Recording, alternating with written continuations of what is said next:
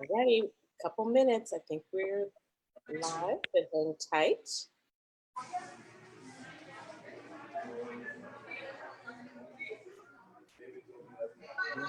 Righty. We are live now. Hey, hey. It's your Happy girlfriend. Friday, girlfriends. Happy Girl Friday.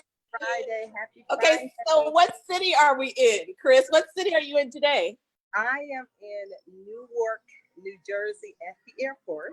And it's so funny because a lot of people walking past like, what is that lady doing in the corner with her phone up? So I'm getting a lot of curious looks like, what's That's because you going on? look like you look. Let's be clear, okay? If you had some jeans on, your hair was messed up, and you look fabulous walking through the airport, like Sabrina did last week. Where are you, Sabrina? Home sweet home, Chapel Hill, North Carolina. Awesome. And I am in Brentwood, sunny Brentwood, California. And y'all, today we are just going live. Again, it's so funny. One of us is always in the airport, right? Somebody in the airport. But we're talking about making friendships that last for a lifetime. And so I just, I'm kind of moderating today because Chris, you just sent us pictures of an amazing event you are leaving. And Sabrina, you were at your, what year reunion? 40th high school reunion last 40th week. high school reunion. So like, OMG. So Sabrina, I mean, friendships that last for a lifetime. How do 40th high school reunion? Talk to us. You know what? It was so amazing. And as we sat around and we reminisced and we were reflecting on the friendships, longtime friendships, some of the friendships were 50 plus years. And we were laughing because honestly, we don't change. People, the core root of people do not change. It's like we were just a way grown-up version of who we were when we were 5 and 6 years old. And so it was funny. It was so good. But those rich relationships, I mean, those are the roots, you guys. That's who we are. That's where it all starts. Uh-oh, I don't know what happened to my camera. You're back. Okay. But anyway, it was a wonderful time. Just thinking back to where we started, to where we're going, to where we've been, and grateful for health, grateful for joy, grateful for the life lessons that all the time. My mother used to say, oh, keep living. Oh, keep living. It's going to happen to you. Oh, you're going to have to work some things out. Just keep living. And so for so many classmates to be healthy, wealthy, wise, have their health was just a joy. So it was a great time. Great time. Just watching the pictures.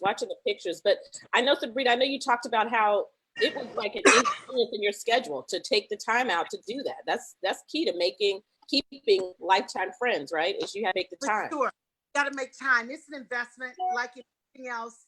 You got to work at it. You got to make time for it. You got to prioritize it. And I will say, I don't make every reunion. We have reunions every 5 years. And I don't think I've been back in maybe 15 years. Wow. But this 40 was special. And I said, you know what? We're not getting any younger. Let me make time to get there. So investing in that time and the relationships is very important to maintaining and nurturing those relationships. Chris, talk about your richest, longest, we don't say oldest relationship anymore, but your longest standing relationship with your BFF.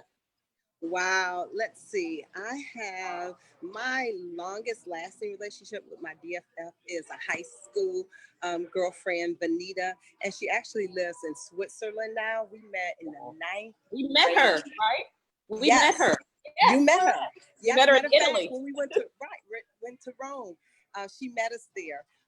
But we met in the 9th grade and pretty much became fast friends. And she actually went to the church that my husband went to before we got married. So she gave me all the intel as to, who he used to talk to and what was going on and so on and so forth. And we have remained friends down through the years. She was in my wedding. I was in her wedding. She was the godmother to my daughter, Kirsten.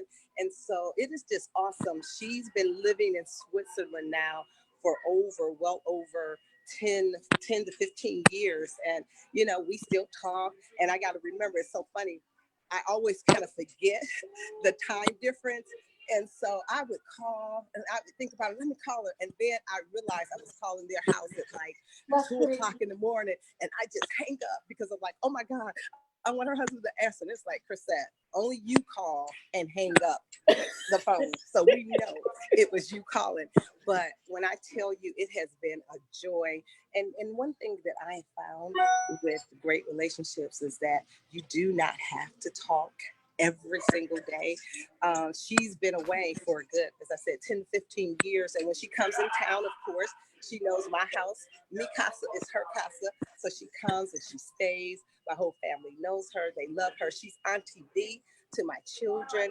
And that has just been a blessing to know that literally, as the saying goes, some people are in your life for a time, a season, and a reason. And then there are people that will remain in your life for a lifetime. And so I would say that she is my longest BFF. And again, when we talk, it's as if we've been talking every single day. We catch up real quick. I know what's going on in her life. She knows what's going on in my life. And that's the beauty of genuine friendship.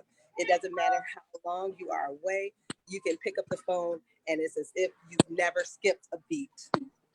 Absolutely. And like I said, I remember sitting at the table with her in that beautiful restaurant where we had lunch in Florence, Italy. I mean, you know, we talked about that before, how your friends, each of our friends have become friends of the Force of Friendship. So, Exactly. she was fabulous, fabulous. So wow, longest standing girlfriend living someplace else in the country. My longest standing girlfriend is Tracy Hill in Baltimore, Maryland. And I just went live not that long ago, coming to her from her brand new house with her brand new man, and just celebrating, truly making time. It was just her birthday last week. And so making time for that.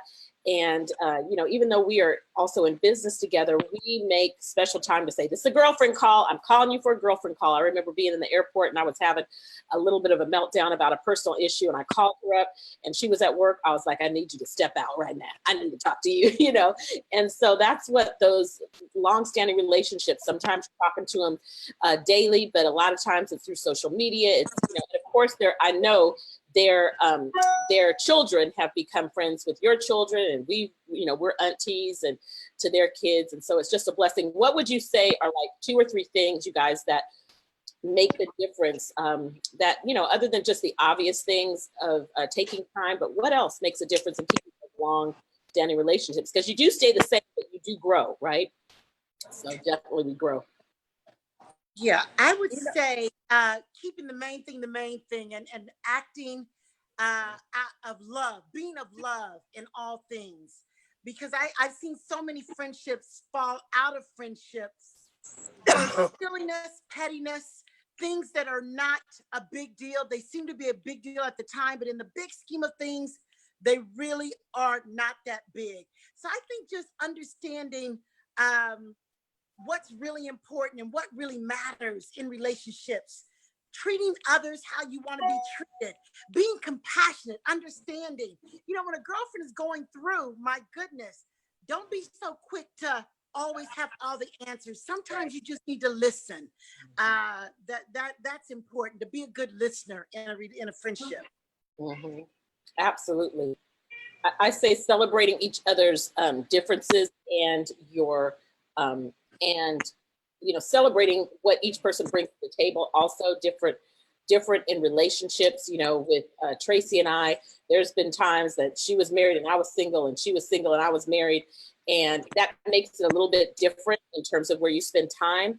But we always have just celebrated each other. I mean, we make jokes out of it for who I am and who she is, and we celebrate our differences. We know where we totally disagree, and we know where we are, you know, but we just never tire of what we bring to the table. We always make each other richer, you know, every time we spend. What would you say, Chris? Wow. Well, you know what? Let me just shift it a little bit, because I'm actually at the airport. My flight was delayed, so yeah, I pray that I get home in the next few hours. But I'm just leaving an event, and it was called a celebration of women. And this was one of my mentors in ministry, when my husband became the pastor of church in 1996. I was really overwhelmed, and people were like, "Oh, first lady." And I'm like, "I ain't ready for that." If I knew I was going to be first lady that quick, I probably would have paid closer attention to what a first lady's supposed to be, right? And so I was just felt so overwhelmed. And Reverend Jessica Ingram, she was pastor's wife in the city, different denomination, different organization, but she always put together the most fantastic women's conferences. And so I knew that I needed to talk to her. We hadn't really met before. I didn't know what to expect. And of course, I had all of these fears and expectations of what was going to, what people thought I should do and how I should do. And so I just, knew that my father-in-law knew her, he respected her. And I just went out on a limb. And one day I called her and asked her if I could set an appointment to come and to talk to her about, ministry, women's ministry, and all of this that was going on. And she was so gracious. And, I didn't know the bigness of who she was, but she was so kind, and she invited me to come. And I went to church, and I'm telling you guys, I must have been in her office. She's probably, this poor child, I got to really help her out. I was probably in her office for over an hour and a half, 2 hours. And when I tell you, she just poured into me. She told me, she just kind of opened the book. She made me feel so comfortable, so welcome. And she said, anything that you need, I'll be there for you. And so down through the years, that relationship was created, and she has just been so incredible in my life. And the great thing about, friendship is, of course, she's a mentor, and you can have different relationships within friendships. And so I look at her as a mentor. And so she has mentored, you guys, so many women from across the country and throughout the world. And so she wanted to gather all of these various women from all different walks of life, from all over the country. And literally, she has been just this incredible major woman that have done so many things, touched so many lives. And I really came, my husband, Charles, he's in South Carolina. So we were in South Carolina. And when you have milestones, when you have friendship, when you have people that have touched you at levels that nobody else can, it's a sacrifice. So literally, I flew into South Carolina on Tuesday. I stayed there all day. I had to do a couple of workshops. I stayed in the evening, got up at 4:00 in the morning to catch a 6 a.m. flight to come to this celebration, because in my mind, it was a celebration of who she was and all the lives that she has touched. Well, when we get there, she flipped the script. It was a celebration of all of the women that she felt had impacted her life. And when I tell you guys, it was first class. When I tell you, I said, let me pull out my notebook and take notes on how you celebrate people. I said, that's the beauty of women who know who they are, who are inspiring, who love impacting lives. She flipped the script. She had presents for all of us. When I tell you, it was laid out. I'm going to post some of the pictures to the Force of Friendship so that you guys can see. I'm gonna tell you, the Flowers, roses, Chris. the flowers. I'm telling you, these were flowers, and the best way to describe them is like they look like flowers on steroids. Flowers that came from Jurassic Park. They had something special. Bring kind of flowers. Oh my Exactly. But you know what? We found out that these flowers, guys, were shipped in all the way from Ecuador. Wow. I don't know what they feed, what plant food they get in their foliage in Ecuador. But when I tell you, these were the most amazing. When you see these flowers, you're just going to be amazed at how beautiful they were. Then, wait a minute, I got to tell you guys. So Friday, we had a reception. And so we go, and everybody had on black. And I'm going to tell you, when you're in a room with women and they've all been impacted, there's no strangers. I guarantee you, I probably knew maybe 15 of the almost 200 women that were there, but I was in a room and I felt like everybody there were my friends. There were no strangers. Have you ever walked in a room where you know nobody, but nobody's a stranger? Mhm. That's how it was. Everybody was so warm, so kind, so, celebratory. Oh, you look so beautiful. I mean, you walk in a room with all of the most amazing women, and you can't give a compliment for everybody giving you a compliment. It was just being in that atmosphere was amazing. You guys, we got in there and the reception, I thought it was reception. When I can't even begin to tell you all the food that was there, all the different stations. And I'm saying to myself, there's no way there's dinner after this. It's impossible. You guys, we stayed in that room, had the most amazing hors d'oeuvres. It was another level. Sabrina, another level. Another level. When I say The kind of girlfriends you want to have, right? For real. another level. And so it was just amazing. And then the last thing I'll say, because literally I'm so full, I could go on and on and on. What I love that Reverend Jessica has taught me, being in their space, I'm always looking for women who are doing things at a higher level than I'm doing it, looking for people who can mentor you, people who inspire you to be better, to do better. Her friends, she has friends that they've been friends for 20, 30 years. They go to conferences together. They celebrate each other. They lift other people. And one of the things that was so impactful for me was to see all of these younger women who she is bringing up, who she is pouring into, who she says, you know what, I'm moving into a different level in my life, retiring from some things, but I'm going to make sure that I pour into the younger generation. So, you guys, this thing called mentorship, friendship is so important nowadays, especially when it comes to our younger women, to make sure, I just had to ask myself a question. Chrisette, what younger women are you impacting? Whose life is going to be different because you crossed their path? And I just think, that's a very important part of friendship, mentorship, being very aware that you've been placed here for something bigger than just yourself. So I'm gonna stop because I know y'all. She's so long-winded. I'm gonna stop, but it was just amazing. Be quiet, Sabrina. But Chris, what would have happened if you hadn't called her initially? The courage it took for you to make the initial call and that began the friendship, the mentorship and the friendship. You know what I'm saying? You opened the door and she poured so much. If I had not called her, and again, people don't know how you're feeling. Sometimes we think the onus is on other people, but the onus is on you. I had to be vulnerable. I had to be in a place where I didn't want to give the appearance like I knew it all and I was ready for the position, because I wasn't. And it took courage, because here's someone that was very well known, city of Detroit, and I just, took. I went out on a limb and said, hopefully, she'll take my call. But that is just who she is, and I thank God that that's who she was. And so I can look back and say that I'm so glad that I did make that phone call, even though I was a little bit nervous.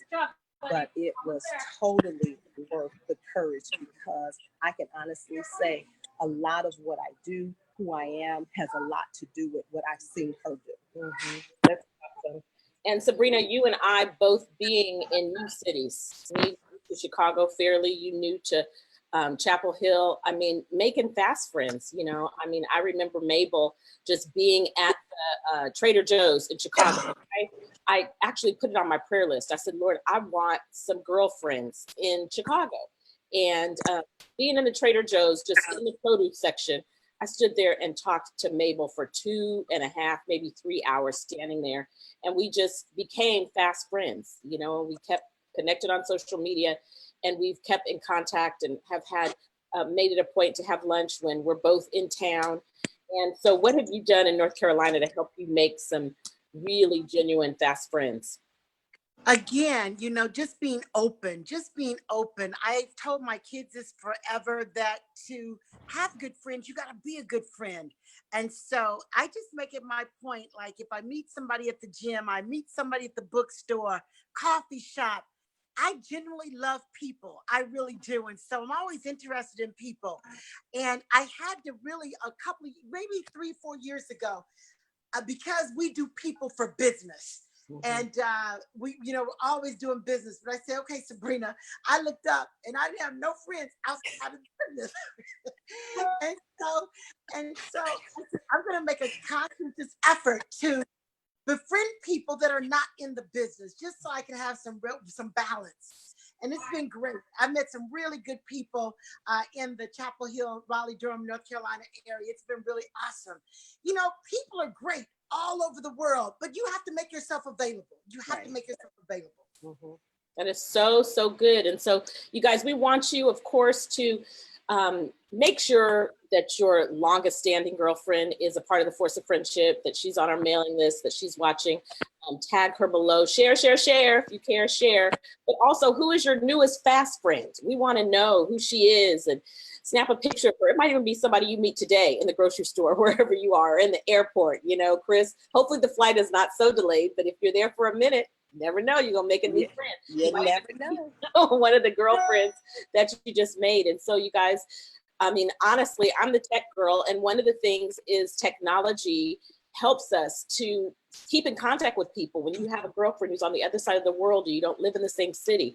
So yeah, it's awesome to have girlfriends that are right there in your same city, but make friends, make a conscious decision and effort. It's summertime. People love the, connections in the summertime. Women love to gather. And so stay tuned. We've got some fun things coming up, and especially for our Chapel Hill girlfriends, right, Sabrina? Yep. We'll be announcing a date real soon with the NC girlfriends. Yes. Yep. So we're really excited about that, but we're excited. Stay tuned. Friendship Friday. All righty. Love y'all. Peace. All right. Bye-bye. Bye-bye. Have a super weekend. Share. Yes, Bye-bye. fabulous weekend. Happy summer. Today is the first day of summer. Yes. Yay. Yes. Bye-bye.